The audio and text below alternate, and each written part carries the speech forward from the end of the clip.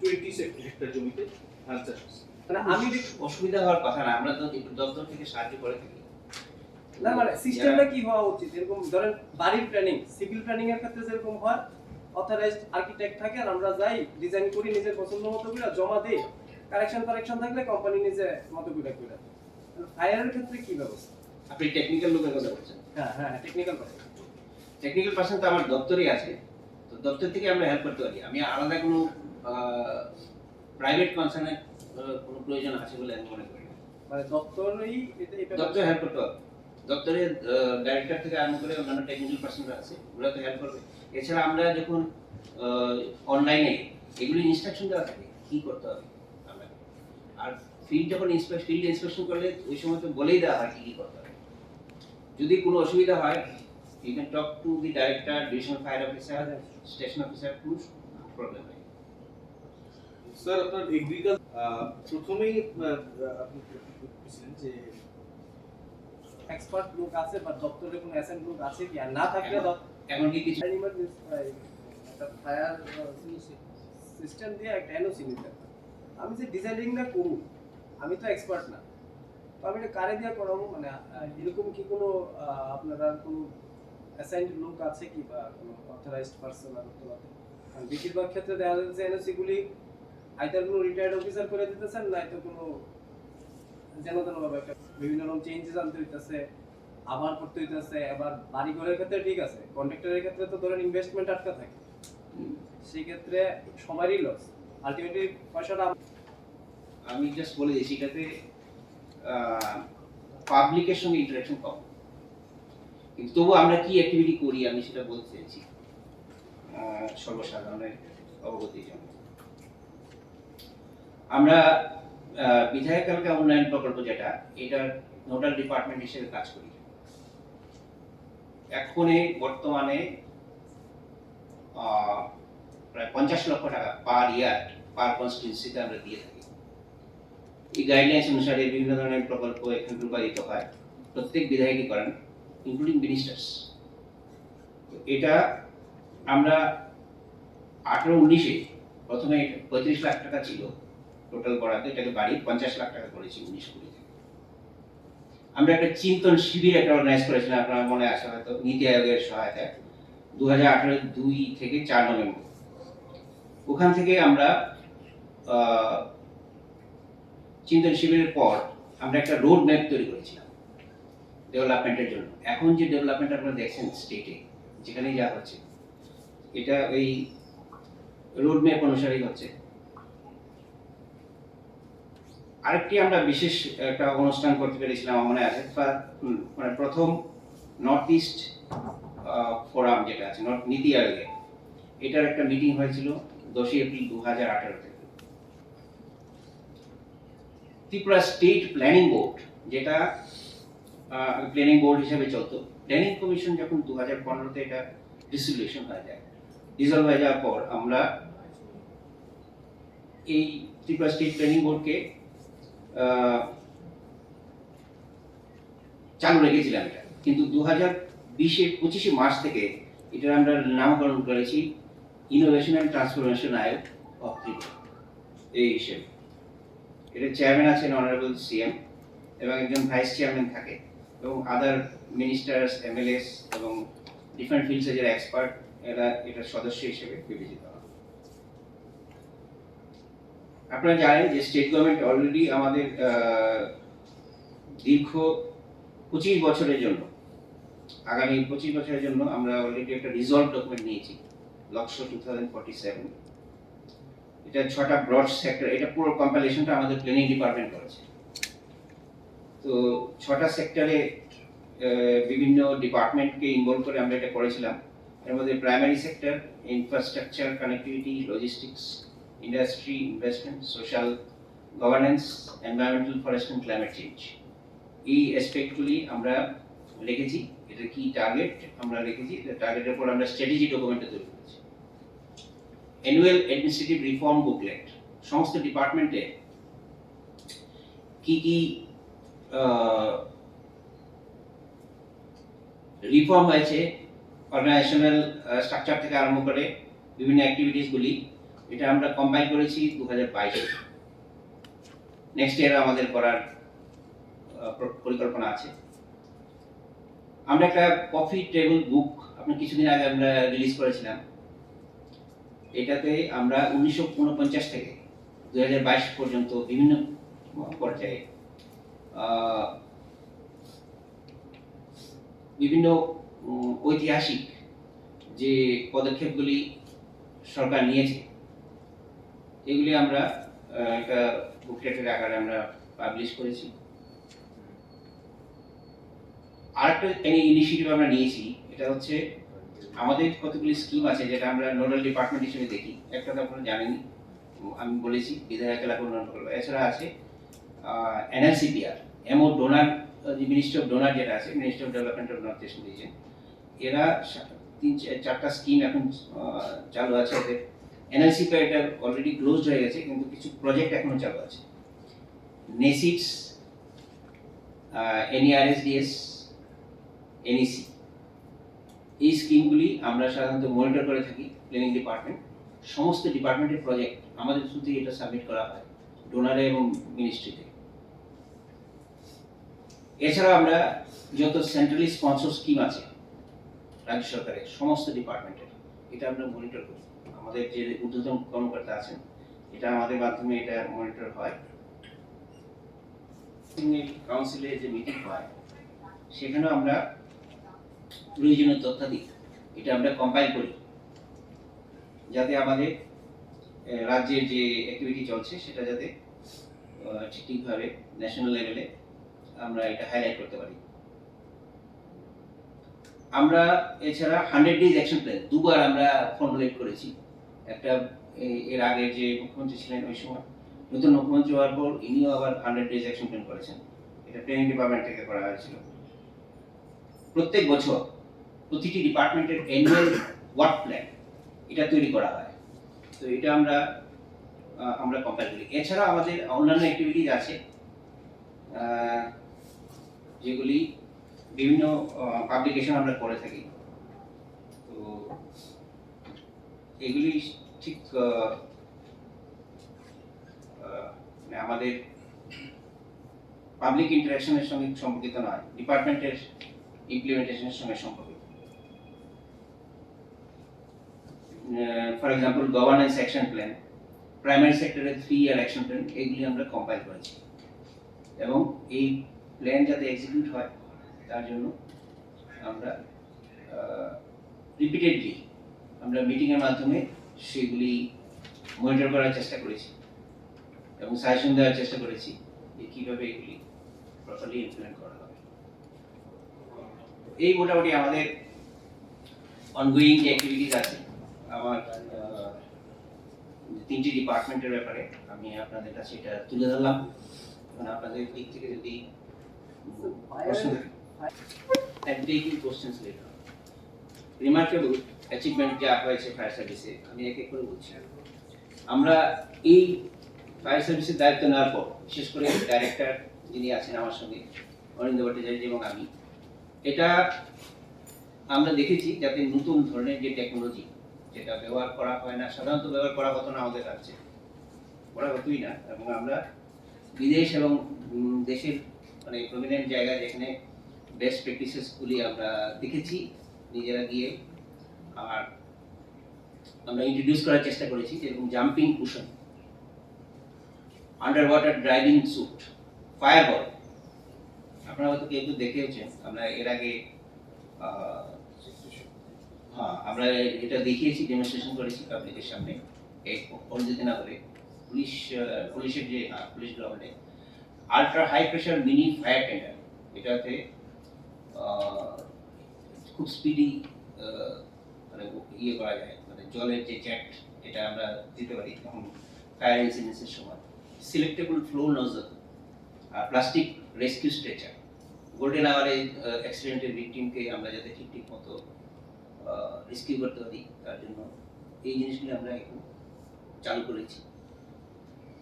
আরেকটা important achievement হলো দুটো ফায়ার স্টেশন হয়েছে 2020 এবং 21-এ, একটা হচ্ছে টাকারজলা আর একটা ফটিকরায়।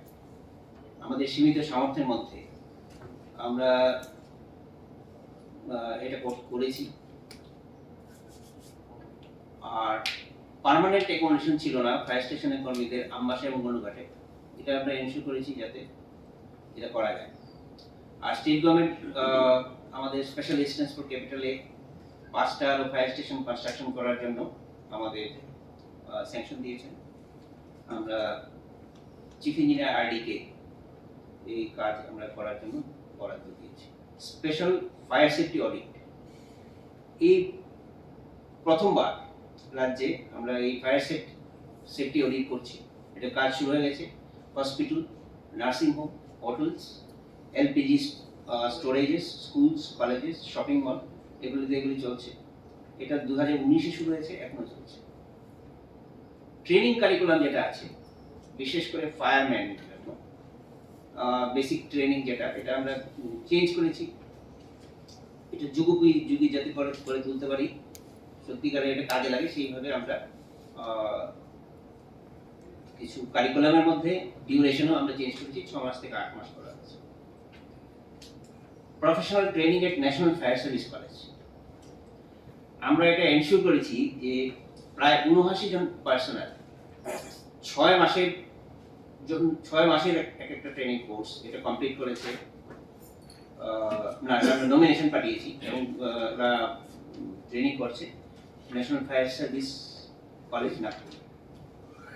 আমরা দুটো মেগা ব্লাড ডোনেশন ক্যাম্পেইন করেছি, একটা 26শে ডিসেম্বর 2021 এবং 14ই আগস্ট 2022, যেখানে একই ক্যাম্পে প্রায় 200-র বেশি এমপ্লয়ি এরা রক্তদান করেছিলেন। ফায়ার সার্ভিস উইক আমরা পালন করেছি 2022-এ 19 এপ্রিল ওয়েস্ট ত্রিপুরাতে আমতলী স্কুল গ্রাউন্ডে। এখানে প্রায় 4000 লোক এটাতে পার্টিসিপেট করেছিলেন।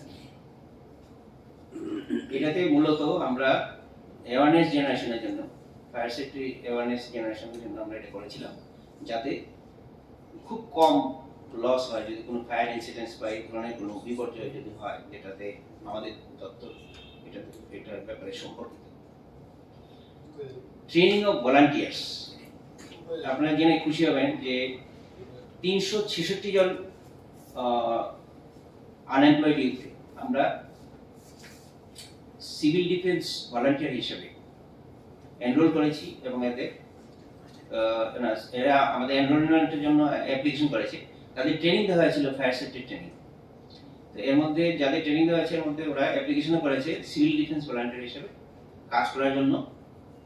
এটা একটা ফায়ার সার্ভিসের একটা অক্সিলারি ফোর্স হিসেবে কাজ করে।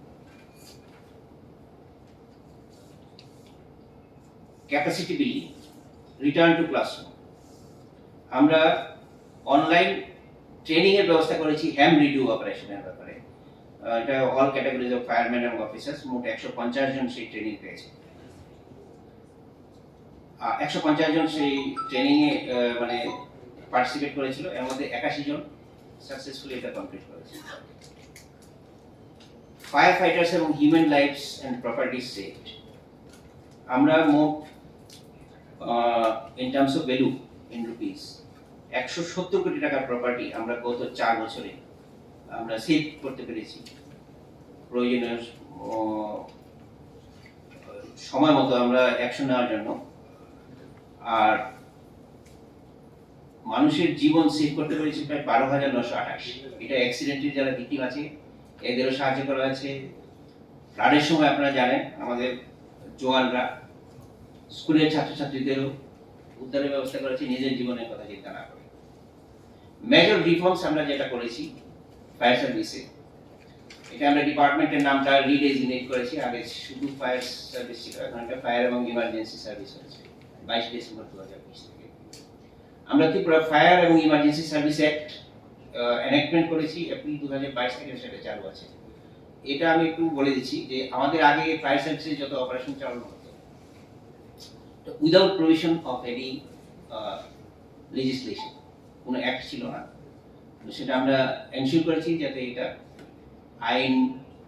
আইনত সবকিছু আমরা সম্পাদন করতে পারি। ইউনিফর্ম রুলস এটা ছিল না, আমরা সেপ্টেম্বর 2022 থেকে সেটা চালু করেছি যাতে ইউনিফর্মের মধ্যে কে কি ধরনের ইউনিফর্ম পরবেন, কোন অকেশনে কি ধরনের ইউনিফর্ম পরবেন, এটা যাতে অন্যান্য ফোর্সের মতো স্ট্রিক্টলি যাতে এটা অবজার্ভ করা হয়, তার জন্য আমরা এই হিসাবে 50টা ফায়ার স্টেশনই আমরা কম্পিউটারাইজেশনের আওতায় এনেছি। এখানে আপনারা জানেন যে আমরা বেস্ট প্র্যাকটিস হিসেবে introduction of online fire NOC system চালু করেছিলাম 20 ডিসেম্বর 2021 থেকে। আর প্রথমে এটা ওয়েস্ট ত্রিপুরাতে চালু হয়েছিল। এখন যেহেতু পুরো স্টেটের মধ্যে সমস্ত ফায়ার স্টেশনে আমরা কম্পিউটারাইজেশন করেছি, অনলাইন ফায়ার স্টেশন, অনলাইন যে ফায়ার এনওসি, এই সিস্টেমটা এখন পুরো রাজ্যে চালু আছে। অ্যাডহক প্রমোশনের ব্যবস্থা করেছি আমরা 100%। যাদের প্রমোশন পেন্ডিং ছিল, সুপ্রিম কোর্টে কেস পেন্ডিং থাকাতে আমরা এটা করতে পারিনি অনেকদিন, কিন্তু আমরা এটা এনশিওর করেছি 251 জন এমপ্লয়ি এই বেনিফিট পেয়েছেন আমাদের। এছাড়া আমরা নতুন একটা ফায়ার স্টেশন করেছি আনন্দনগরে, ওয়েস্ট ত্রিপুরাতে। এটা করবো, এটা আমাদের প্ল্যান আছে। আমরা জমি পেয়ে গেছি, এগ্রিকালচার দপ্তর থেকে সেই জমি আমরা বরাদ্দ পেয়েছি। এটা আমরা টেম্পোরারিলি প্রথম করব, তারপর এখানে পার্মানেন্টলি ফায়ার স্টেশন করে দেব। ট্রেনিং স্কুলের এটা যে পাকা বাড়ি, এটা আমরা ইনোগ্রেশন করব। এটা অলরেডি তৈরি হয়ে গেছে। এটা হয়েছে বাধারঘাটে। আরেকটা জিনিস আমরা এটা ইন্ট্রোডিউস করেছি, এটা আগে ছিল না। এটা কর্মচারীদের জন্য অ্যানুয়াল ড্রেস অ্যালাউন্স, এটা আমরা স্যাংশন করেছি, এটা আগে ছিল না। আর রিক্রুটমেন্ট রুলস, আমাদের নিউ রিক্রুটমেন্ট পলিসি অনুসারে ফায়ারম্যান এবং ড্রাইভারদের রিক্রুটমেন্ট রুলস অলরেডি করা হয়েছে। ডিভিশনাল ফায়ার অফিসারও এটা অনেক প্রসেস এটা শুরু হয়ে গেছে। এছাড়া পর্যায়ক্রমে station officer, sub officer, junior operator, control room, এদেরও রিক্রুটমেন্ট রুলসে অ্যামেন্ডমেন্ট করা হবে। সাংবাদিক বন্ধুদের আমি স্বাগত জানাচ্ছি এবং কৃষি এবং ফার্মার্স ওয়েলফেয়ার দপ্তরের পক্ষ থেকে। আমাদের আজকে এখানে এই কনফারেন্স করার উদ্দেশ্য হচ্ছে যে সবাইকে অবগতির জন্য যে আমাদের এখন অনগোয়িং যে অ্যাক্টিভিটিসগুলি আছে বিভিন্ন এগ্রিকালচার এবং হর্টিকালচার দপ্তরে, এইগুলি জনসাধারণের কাছে তুলে ধরা। প্রথমে আমি আসছি আমাদের আমন সিজনে যে কাল্টিভেশন হয়। আমন সিজনের কাল্টিভেশন আমাদের এই বছরে 17% বৃষ্টিপাত কম হয়েছে। তা সত্ত্বেও আমরা 1,44,120 হেক্টর জমিতে আমরা পেডি প্ল্যান করতে পেরেছি, যেটা আমাদের জমির প্রায় 97%। 97% হয়েছে আমাদের।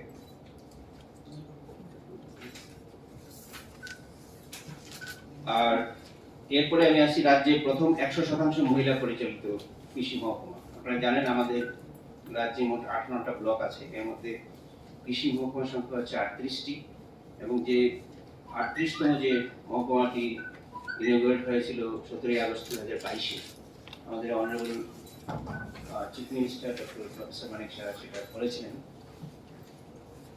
এবং এটাই প্রথম আমাদের স্টেটে সম্পূর্ণভাবে মহিলাদের পরিচালিত কৃষি মহকুমা। মহিলা সশক্তিকরণের যে বিশেষ উদ্যোগ রাজ্য সরকার মধ্যে গ্রহণ করেছেন, উমেন্স এম্পাওয়ারমেন্টের জন্য এটা আমরা করেছি। It's a part of this policy and initiative. আর এছাড়াও আমরা আরো নতুন 5টি নতুন এগ্রি সাব ডিভিশন আর একটা রুলস স্বনির্ভর পরিবার যোজনা। এটা যদিও আমাদের ডিপার্টমেন্টের স্কিমটা সরাসরি না, কিন্তু আমরা এটাতে পার্টিসিপেট করি। মূল নোডাল ডিপার্টমেন্ট হচ্ছে পঞ্চায়েত। তো কিন্তু এই প্রকল্পের অধীনে আমরা মোট 2022-23 এই ইয়েতেই ফিনান্সিয়াল ইয়ারে মোট 1,93,044টি কৃষক পরিবারকে হোমস্টেড গার্ডেন করার জন্য 24,93,069টি চারা আমরা বিতরণ করেছি। এর মধ্যে সুপারি আছে 8,75,903, লেবু আছে 7,14,699, কলা আছে 38,394, পেঁপে 8,64,073। একসাথে আমরা 2 লক্ষ কৃষক পরিবারকে বিভিন্ন উন্নত জাতের সবজির বীজের প্যাকেট আমরা বিতরণ করি। আর 2 লাখ কৃষক পরিবার এই 21-22-এ এরা উপকৃত হয়েছিল। 2023-24 অর্থ বছরেও আমাদের টার্গেট আছে, আমরা 1 লাখ কৃষক পরিবারকে এই প্রকল্পের আওতায় আমরা বিভিন্ন ধরনের প্ল্যান্টিং ম্যাটেরিয়াল আমরা সরবরাহ ডিস্ট্রিবিউট করব। আত্মনির্ভর পরিবার প্রকল্পের অধীনে আমরা মুখ্যমন্ত্রী পুষ্প উদ্যান প্রকল্প আমরা রূপায়ণ করছি। 2022-23-এ আমরা 391 হেক্টর জমিতে বিভিন্ন প্রকার ফুল আমরা ইত্যাদি চাষ করার জন্য উদ্যোগ নিয়েছি। এখানে 1955 জন ফ্লাওয়ার গ্রোয়ার্স এরা বেনিফিট পাবেন, আর এর জন্য ধরা আছে 4,22 লক্ষ টাকা। এখন পর্যন্ত 75 হেক্টর এলাকা আমরা ফুল চাষের আওতায় এনেছি। গত অর্থ বছরে 21-22-এ মোট 307 হেক্টর এলাকা ফুল চাষের আওতায় আনা হয়েছে। এতে উপকৃত হয়েছেন 1,535 জন ফুল চাষি। এছাড়া হর্টিকালচার ডিপার্টমেন্ট থেকে মূলত 3টি স্কিমে আমরা বিভিন্ন বেনিফিট দিয়ে থাকি। এর মধ্যে আছে mission for integrated development horticulture, রাষ্ট্রীয় কৃষি বিকাশ যোজনা এবং MGNREGA, যেটা মূলত RD মিনিস্ট্রি থেকে করে, কিন্তু আমরা এখানে প্ল্যান্টেশন ওই স্কিমের টাকা দিয়ে আমরা প্ল্যান্টেশন করি। MIDH যে স্কিম আছে, এটার আওতায় আমরা 200 হেক্টর জমিতে কাঁঠাল এবং 254 হেক্টর জমিতে আনারসের প্ল্যান্টেশন আমরা করেছি। এটা 2022-23 এই ফিনান্সিয়াল ইয়ারের কথা আমি বলছি। আর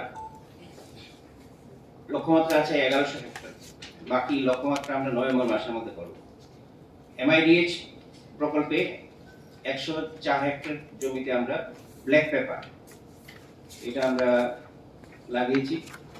MGNREGA-তে এবং ওয়াটারশেড কম্পোনেন্ট IWMP-তে 209 হেক্টর জমিতে বিভিন্ন ফলের বাগান করা হয়েছে। এর মধ্যে সুপারি, লেবু, মোসাম্বি, আম, পেঁপে এসব আছে।